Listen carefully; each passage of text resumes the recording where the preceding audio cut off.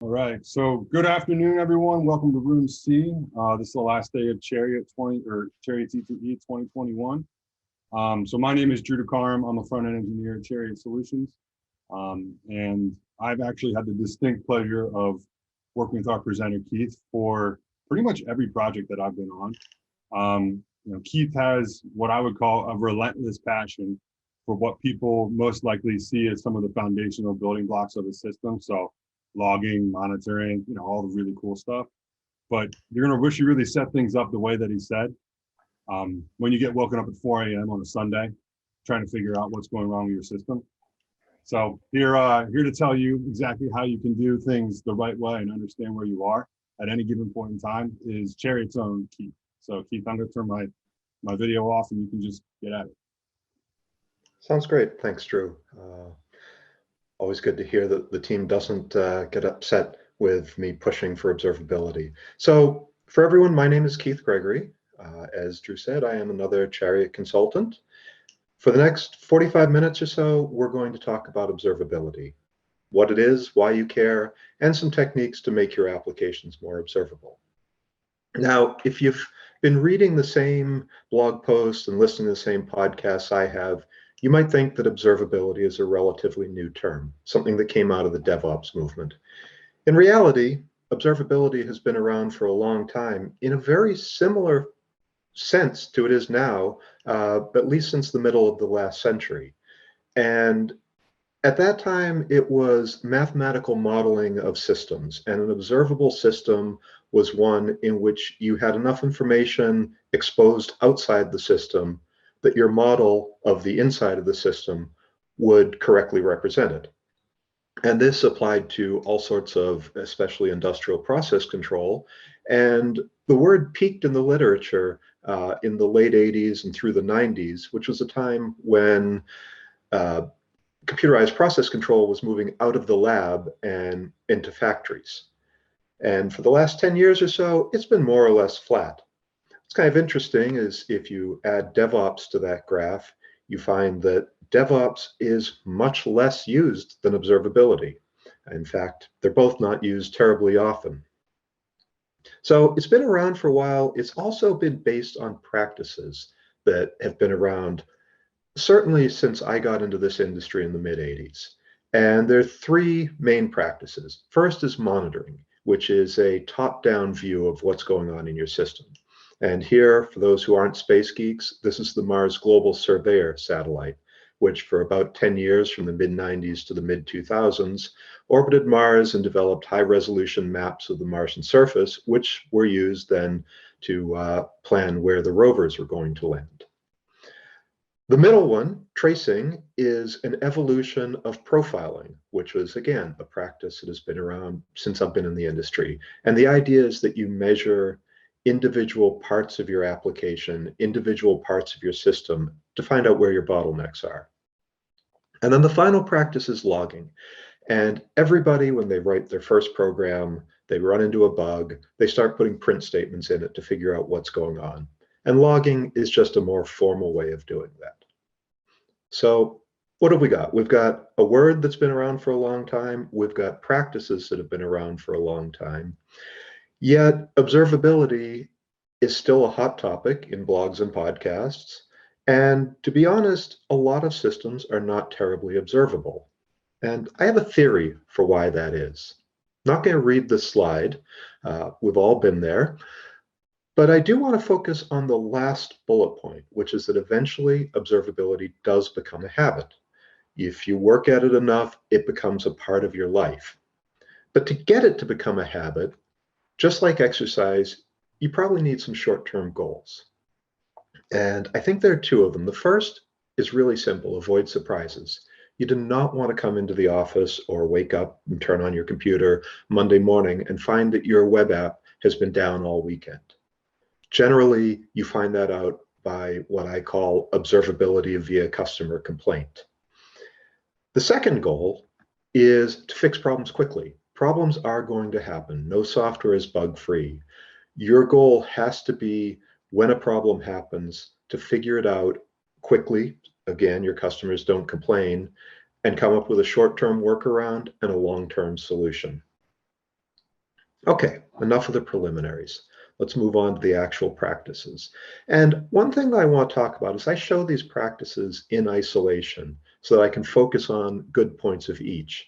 But all three practices really work together. It's why they're grouped together under the umbrella term observability, is monitoring helps you understand where you need to put logging. Logging helps you change your monitoring. Tracing is a mixture of the two.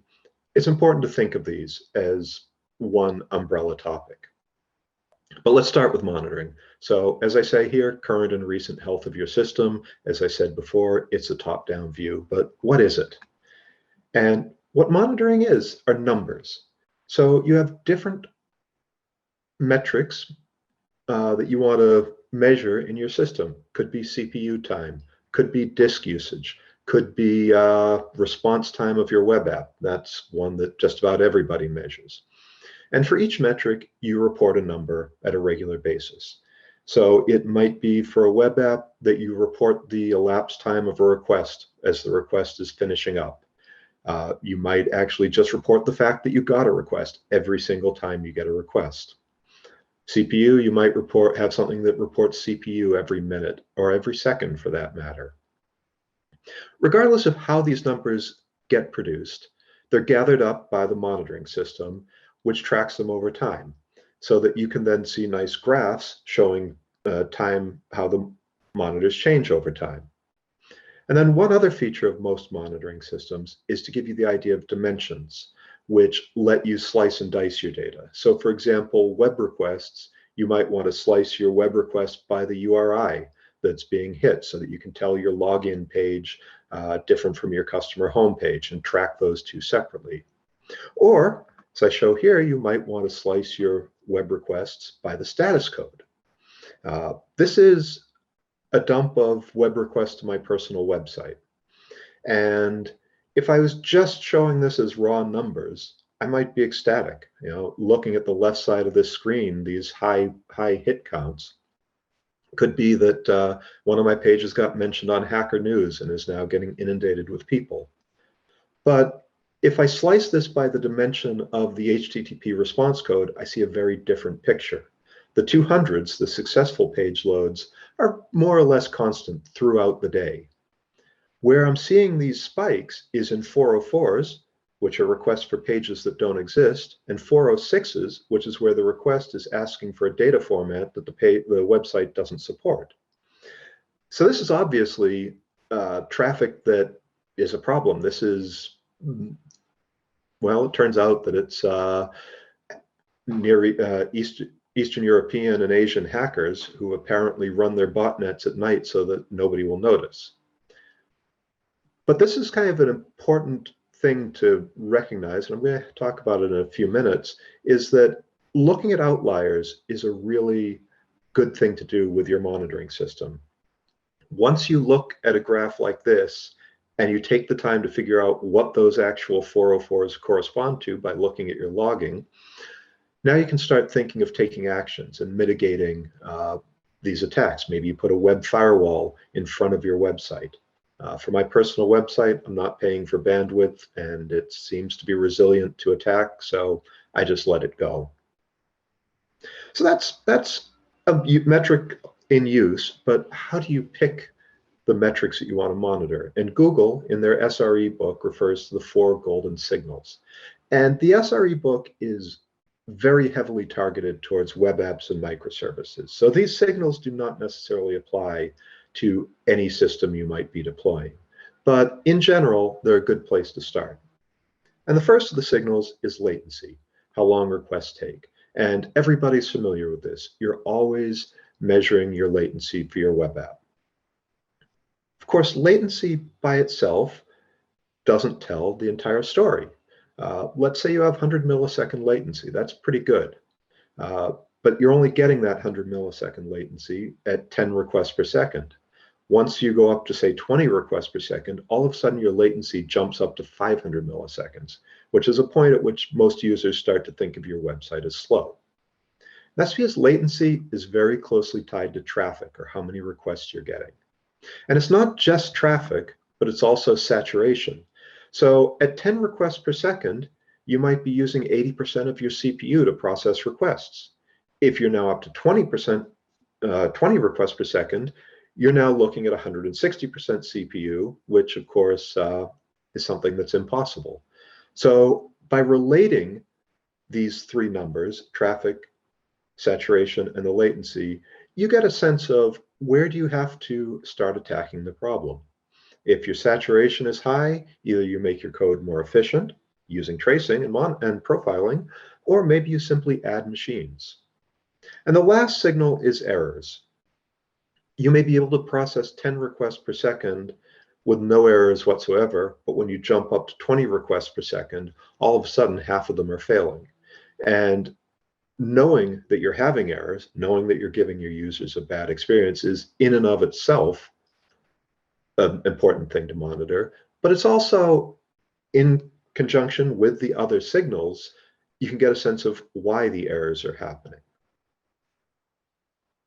So given that you're going to be measuring these signals, the next question is, how do you accumulate them, right? Monitors just emit numbers over time. Your monitoring system typically gives you a couple of options for accumulating those numbers. And the two standard options are either to have the discrete values.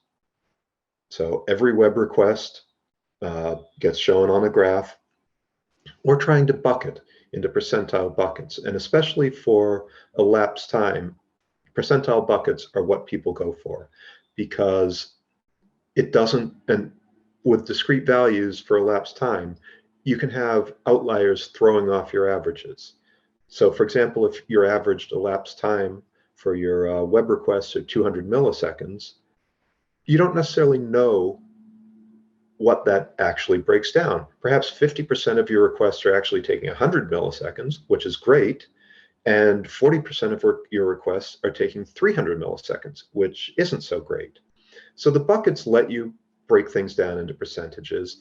You get to look at like the P50, which is 50% of your metrics fall into this value, into this range, and say that, okay, that's what the average, hate to use average and percentiles together, but that's the average behavior that my end users are seeing.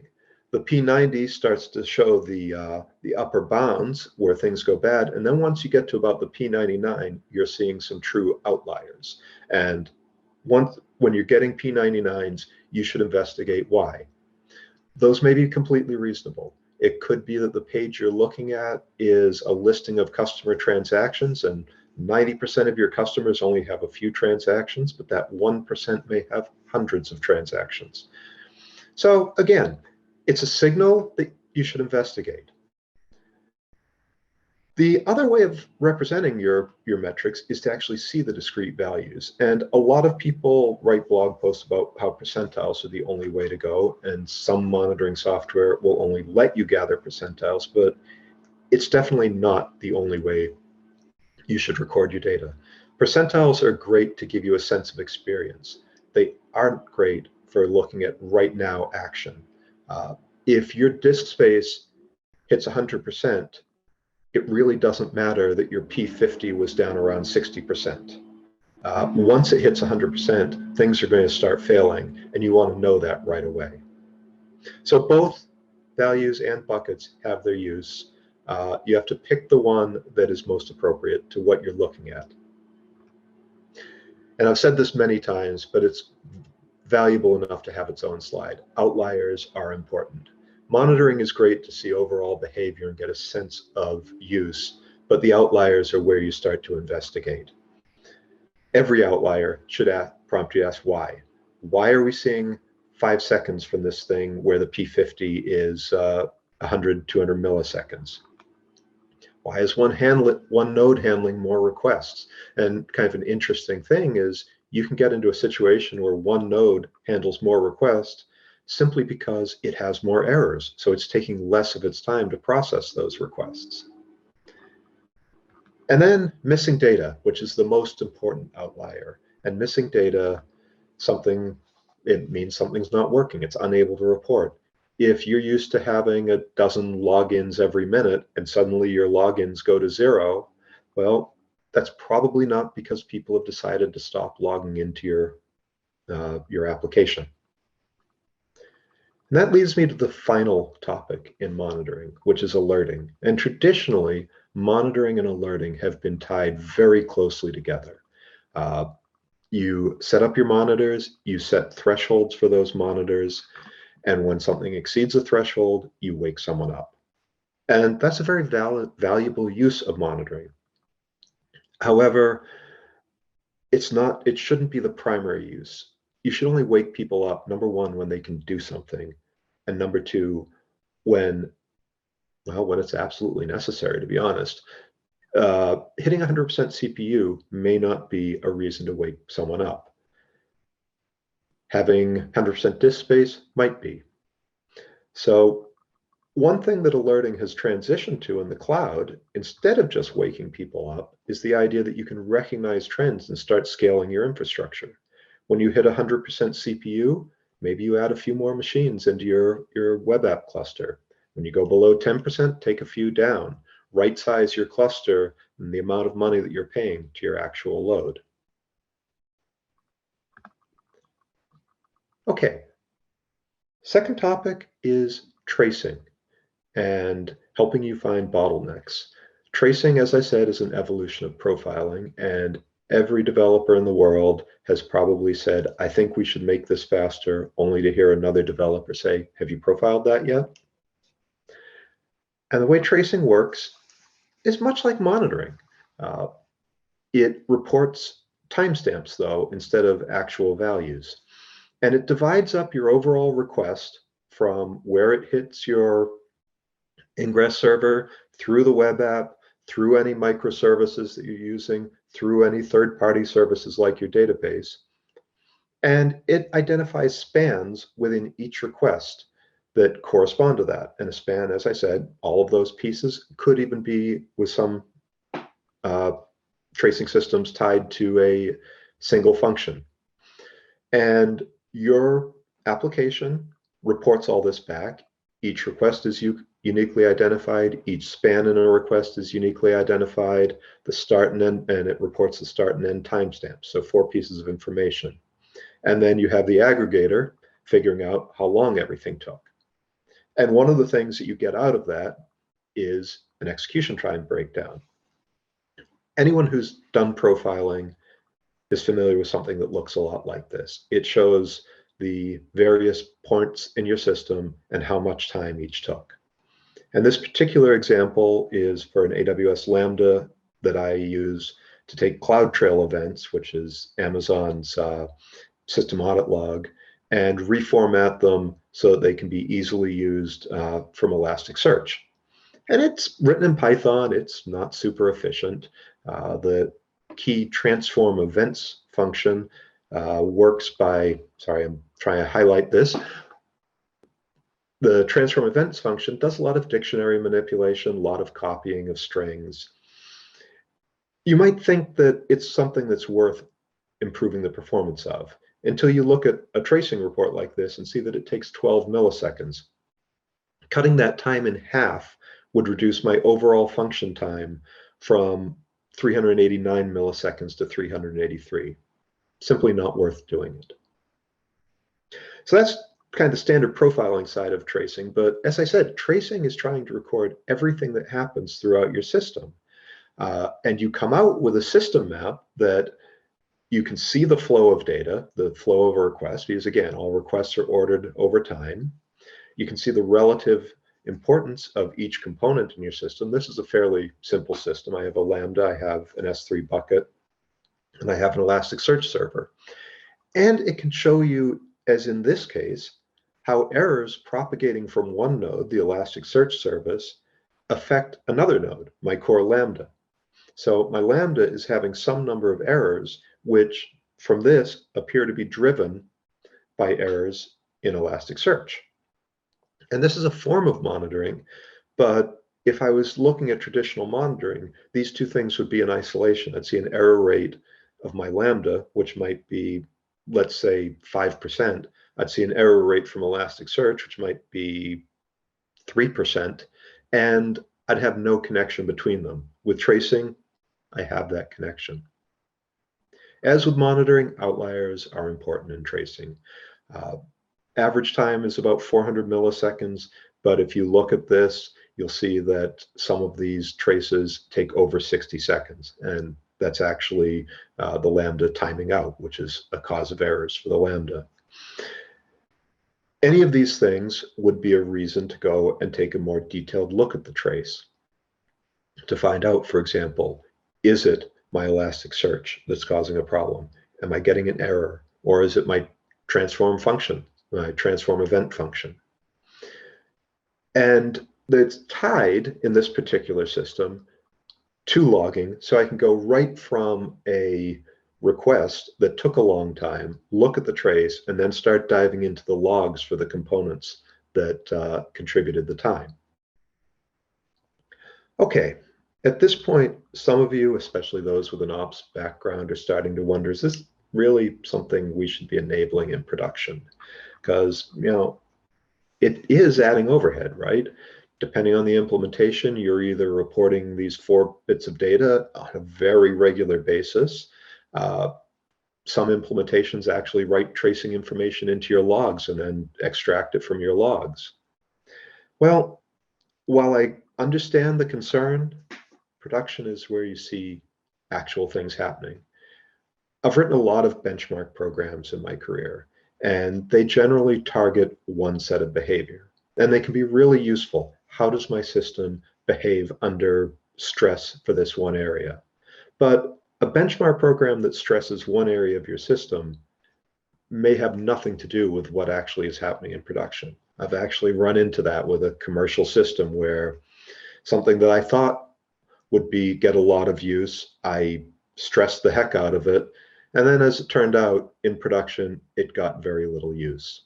So tracing, it comes back to the old adage of profile your code. Tracing in production tells you what's actually happening before you spend time on trying to improve it. Moving along is logging. How you debug production problems at 3 a.m. And I have an admission to make here. I kind of got into logging late in my career. As I think I mentioned earlier, I entered this industry in the mid-'80s. I was working on desktop applications. And at that point in time, debuggers were becoming really useful. In fact, within a period of about 3 or 4 years, they went from you had to have an assembly language listing in one hand and understand how the compiler would generate code in the other, in your head, and just work through hex addresses. In a few years from that, you had source level debuggers that would show your actual variables, whether they were on the stack or stored in arbitrary places in memory, and you never saw assembly code. And with that capability, my approach to solving problems was find a likely point to set a breakpoint in my program, run it, look at what's happening in the system at that point, and work my way backwards if I don't have enough information to solve the problem. And it developed an attitude, to be honest, of a little bit of arrogance. I thought of logging as something for beginners and mainframe programmers. But then I actually had to deal with a production problem in a web app and learned quickly that, oh no, you can't connect your debugger into our production system. And really, you can't be charging the customer's credit card multiple times while you try and figure out what went wrong. So that kind of changed my mind about logging, and I started to give a lot of thought to effective logging.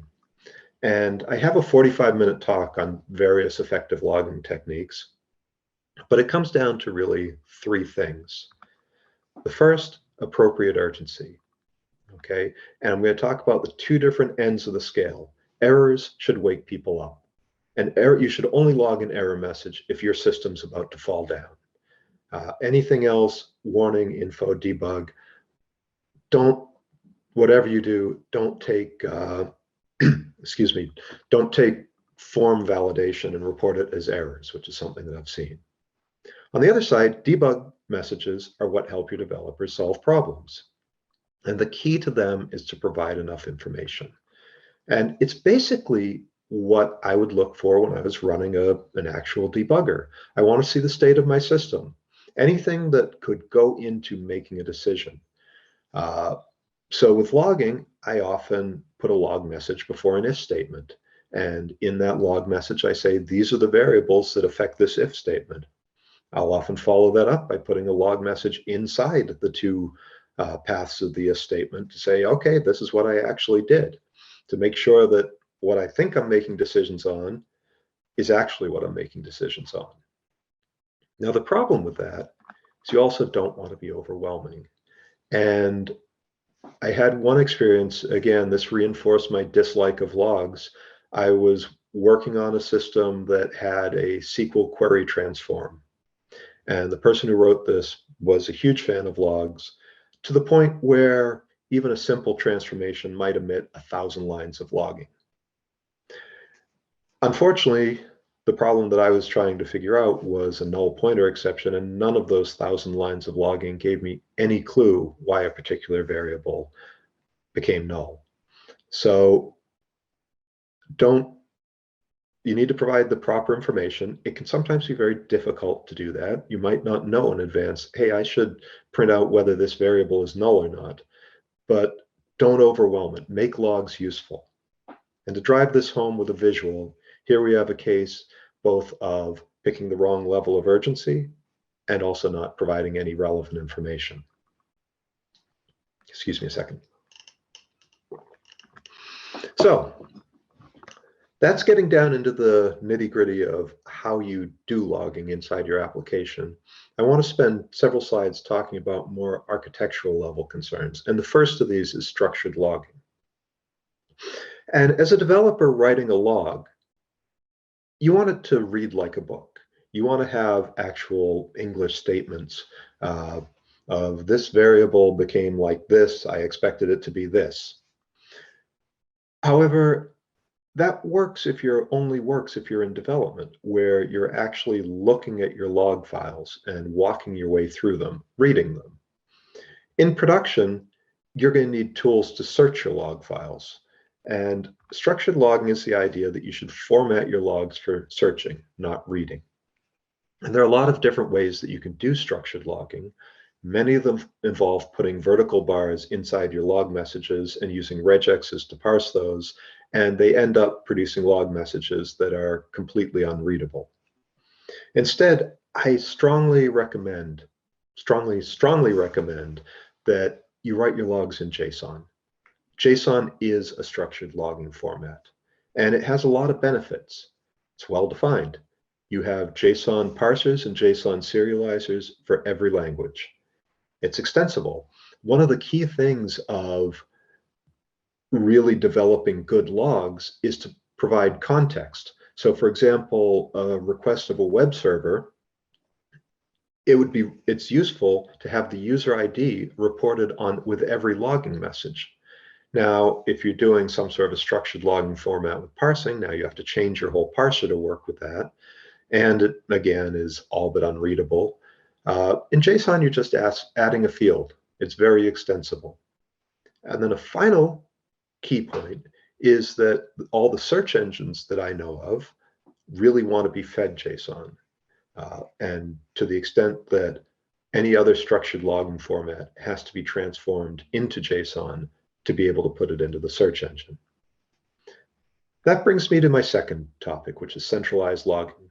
And again, if you're working in development, you have all your logs on your machine. They're easy to read, easy to grep through. In a production environment with microservices or simply with a large cluster of machines, you don't have that option. You have potentially dozens of machines handling requests, and it's infeasible to go to each one of them to try and search through the logs for the one request you care about. More important is, especially in a cloud environment where you can scale up and down, the machines just disappear. If your log message that you care about is on that machine that's now gone, its logs are gone with it. So the goal architecturally is to get your logs off of the machines that generate them and into some central storage. And again, there are many ways to do this. But the way that I think works best, because it also helps you use those logs, is to bring in a search engine. This is an example from Kibana, part of the ELK stack, Elasticsearch, Logstash, and Kibana. And it is perhaps the best known, most used open source, semi-open source, used to be open source, is now forked open source and not open source. Sorry, a little bit of politicizing there. But it's often used for do-it-yourself, especially small companies. There's also Splunk, which is targeted at enterprises, and people complain about the cost. And there are other engines, including third-party providers that might build their service on Elasticsearch or another tool. And like I said, this looks a little bit dense, but it's actually, once you get used to it, very simple. Up here at the top, I have a filter. I'm just looking for errors. You have all the fields you can look at here, but I've only selected a few of them. Timestamp, what machine the program was running on, and the location in the code, and then an actual message. If I want to see more information, I can blow out any of these. And I can look, for example, right here at surrounding messages. I can filter down and say, okay, what was happening on that machine at that time? And start expanding it out, 10 messages at a time, 20, 30, tracing back and forth, maybe adding in another filter, switching my filters. And it's a very interactive approach to looking at your logs. In fact, it's surprisingly close to using an online debugger. And then one other feature you get out of this, which kind of blends the boundary between logging and monitoring, is if you'll notice here up at the top, I see the actual counts of the entries that came out of the log.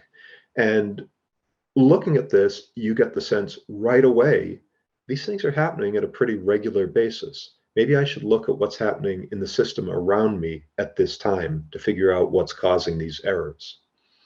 So kind of the key takeaway here is, if you're not using some sort of a search engine, you should, and you should work backwards from that to structure your deployment and also your logging messages themselves, so they really optimize your use of a search engine.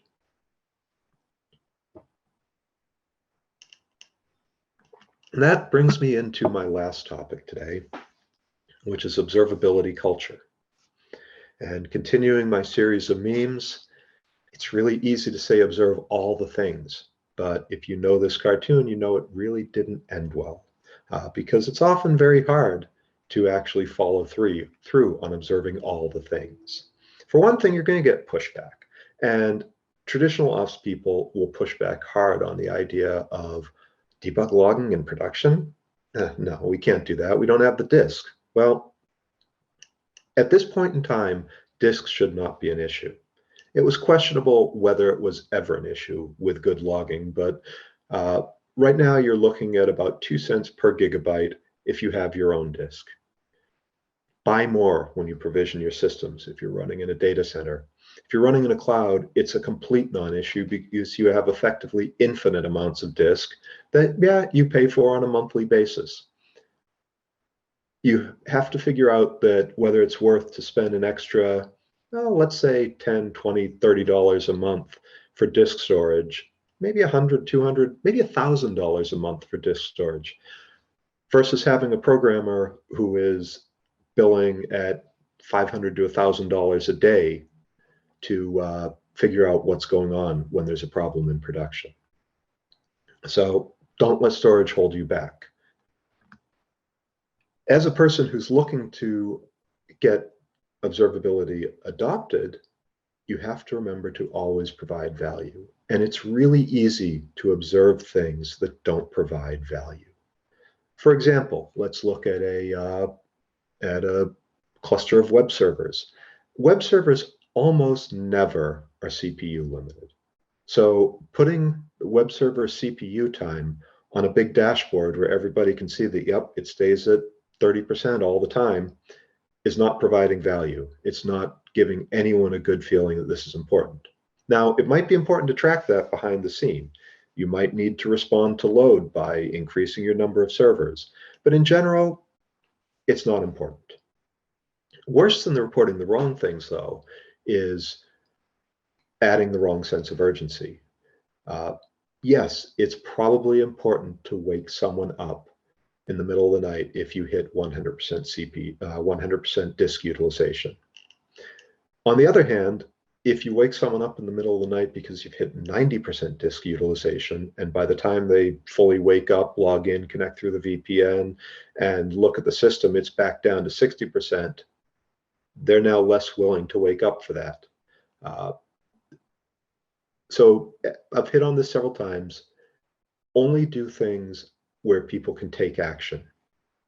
And that brings me to my next, dashboards. People love dashboards. Every monitoring vendor has lots of pretty dashboards with charts and graphs and pie charts, speedometer charts that go from green to red, little tables over in the corners that present hundreds of pieces of information. And while they look pretty, you need to reduce it down to things that are actionable. Otherwise, people will ignore it and it will be lost in the noise. If you can put up a dashboard with 4 things that give you a sense of how your system's behaving, people might actually leave those dashboards up, especially if they have multiple monitors, just out of the corner of their eye. And if they don't have multiple monitors, and this is not necessarily something you're going to do at home, but in an office environment, I give credit to my friend Drew Siddell for this. You take a big screen TV, which just about everybody has in their offices these days. Normally it's tuned to CNN or another news channel with the sound turned off. Instead of showing that, put a Raspberry Pi, which is $20, single board computer, has a Wi-Fi and an HDMI connector. Plug it in, set it to display your dashboard. Now your developers and anybody else who cares, it's right out of their corner of their eye. If something turns red on that big screen TV, they're probably going to look up at it and see what's going on. And my final thing I want to talk about is becoming observability infected. And this term is stolen from test infected, or adapted from test infected, which I believe was coined by Kent Beck, who gave our presented our keynote today. And I get it that after the last year, nobody wants to talk about infection, but I kept thinking of trying to come up with a different term that really conveys the sense of you're going down this one path, then something happens to you, and now you're permanently down a different path. And infected, for all the bad connotations it has, is the best term. And I was going to give a story about how I became test infected that involved customer support and ended up with me getting invited to QA happy hours. But in the interest of time, I'm going to omit that and talk about how you can get your team observability infected. And certainly the easiest way is one bad experience with unobservability. If you wake up at 3 a.m., the system is all but down and you can't figure out what's happening and can't do anything other than reboot it to hope that things get better, that's probably going to leave a scar. And okay, scars can be good. They can be reminders of things that you don't want to do. And you can start really pushing to make your systems more observable. While you're doing that, as I said earlier, every program has bugs. You're probably going to put log messages in for debugging. Leave them in. Get in the habit of just leave it in. And you might find that you're looking at logs and, I got great logging in this section of my code, but not so great logging in this other section. Why don't I add in a few log messages? I'm in the code anyways. Let's just do it. Again, this is becoming a habit. And then the final thing is, if you're a leader, and not necessarily a manager, but anyone who wants to take a leadership role, encourage your teams to ask questions. And to give you an example, you stand up on Monday morning, you might say, I was wondering, how long does our login process take? And nobody's going to have the answer to that. Suggest, and this helps if you're a manager, suggest, someone figure that out for me by tomorrow's stand-up? And, generally it's fairly easy to do something like that. It's a simple question. You have access logs. You can look at them. Might not be easy, might take someone some time to do it, but they'll get the number. That's when you hit them with, okay, what are the main components of this 300 milliseconds? You know, really, we're just hitting a database here, right? And they're going to have to do a little bit more digging. Sooner or later, they may go through a period of really hating you for these questions, but sooner or later, they're going to get out in front of you. And when you ask the question of, okay, with our customers that have more than 100 accounts, how long does that take and where do we spend all the time? They're going to point you at the monitoring system. They're going to go and point you at Kibana and say, here's how you write a query to find the logs for that. At that point, I would say your team has become observability infected. So that wraps me up. Next step, I guess, is any questions. And I've asked Drew if anybody has asked them to repeat them to me. And while we're doing that, I'll leave my About Me page. Thank you, Keith. So you must have blown people's minds because you don't have any questions right now. That's... I, however, do have a question. So you mentioned that CPU isn't a good thing to display. Like it's not an effective metric, right? So how do you go about finding actionable metrics? What do you need to go through in order to really, you know, put the right things on the screen? And then are there any best practices that you've seen in your time? Okay, so first off, CPU is rarely a good metric for a website. I actually cut a slide out of this talk where I did a deep dive on CPU for a distributed database system and how it could, just looking at the CPU utilization, could tell you when someone had written a bad query that was an easily fixable bad query. So it is very much, I think, an iterative process. I had mentioned the 4 golden signals. And if you start with those, I think that it leads to questions beyond that. So for example, let's say you just start with the latency, overall latency of your web request, and you chart that, or you more reasonably, you bucket that. And you start looking at the outliers and see, oh, outliers are caused because they have, I don't know, the outlier is in my transactions page as opposed to some other page. That gets you to start thinking about dimensions, such as dimensioning by the request URL.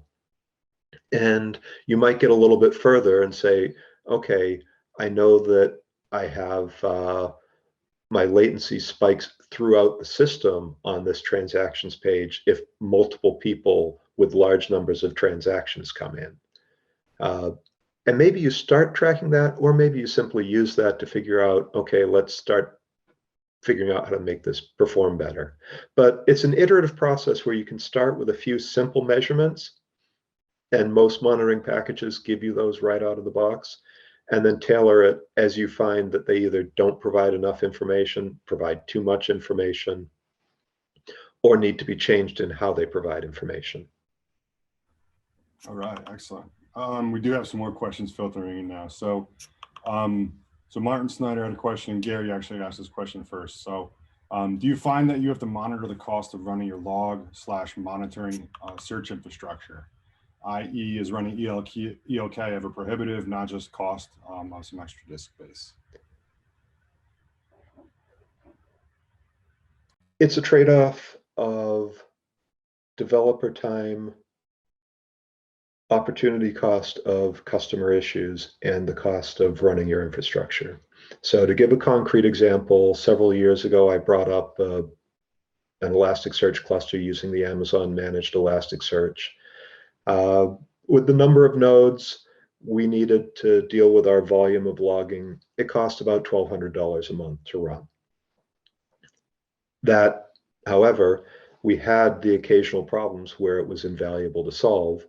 And I don't track developer time very carefully, but I suspect that the developer time saved was more than $1,200 a month.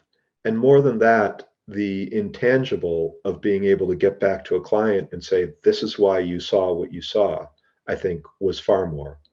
Now, in a smaller shop, even if you're generating a lot of logs, that might be prohibitive, right? $1,200 a month is, nobody said math, 15,000 a year.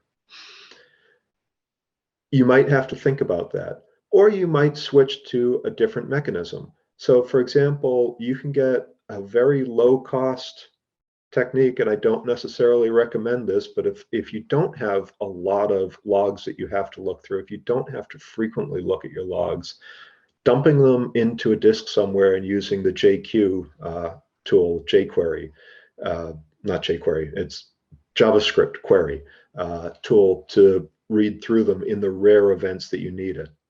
If you're in smaller volumes, you probably don't even want to bring up your own logging search engine. You want to go to some third party like Loggly or Datadog, or there are a whole long list of providers. So it's very much a management trade-off. I think the key point that I would make is don't just look at your costs, look at your opportunity costs. Very good. All right, so Martin Snyder asked the question. So you mentioned leaving in debug statements because they might be valuable later. Do you think it's important to focus on the value of logs, or is it better just to throw everything in there and rely on the search functionality? I've seen systems with a quote high volume of low value log statements, and adding all that noise seems counterproductive. So Martin brings up a really good point that you can get through a lot of noise if you have a good search. I personally prefer to invest the time in having good logs. Thus my 45-minute talk on effective logging. It's the part of being overwhelming that if you get overwhelmed by your logs, high volume of low value logs, then it's time to trim them out. If you don't get overwhelmed by them, it might be nice to make them better. You might decide that as a cost-saving mechanism, if you're generating 100 gigabytes of logs a day and you can pare out 50 gigabytes by getting rid of the low-value logs, it's definitely a cost saving. And it's a cost saving that ripples throughout your entire environment. But I would err on the side of more logs, low value is better as long as they're not actively misleading you. Right. So Michael asks, Keith, do you have any preferred books or resources for anybody getting started in this space? Definitely the Google SRE book, which if you Google for SRE book, takes you to free downloads of the first two books in the series. I would even shamelessly plug your effective logging speech too. That was great as well. Oh, thanks. So Mike Smith asked, how do you leverage P99s? Are you looking at a P99 over 15 or 15 minutes, 1 hour daily? How do you determine that time interval? Okay, now you're getting outside of my direct knowledge and expertise.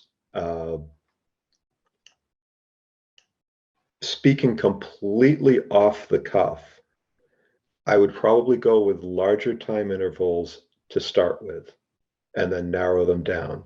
And this is based on my general view that if you're trying to do something and make decisions, looking at the last 15 minutes doesn't necessarily help you.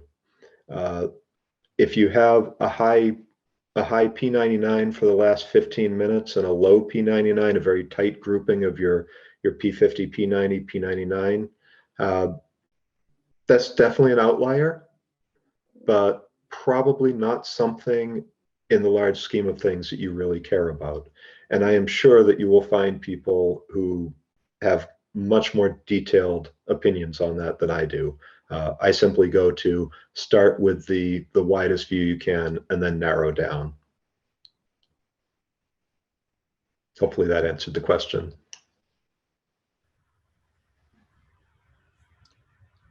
I probably couldn't tell you. I don't really think there's any more questions right now. Does anybody have any more questions for Keith? If you have any more questions, post them in the Room C Slack, or I'm also monitoring the chat as well.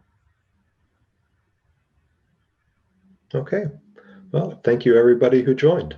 All right. Well, thank you, Keith. I really appreciate it. That was awesome. I really love enjoying talks. So, yeah, thank you everyone for joining. Keith is going to be jumping into the Room C Slack. So if you have any more questions, jump into the Slack group at Room C, and he'll do his best to answer them. All right. Thanks, everyone.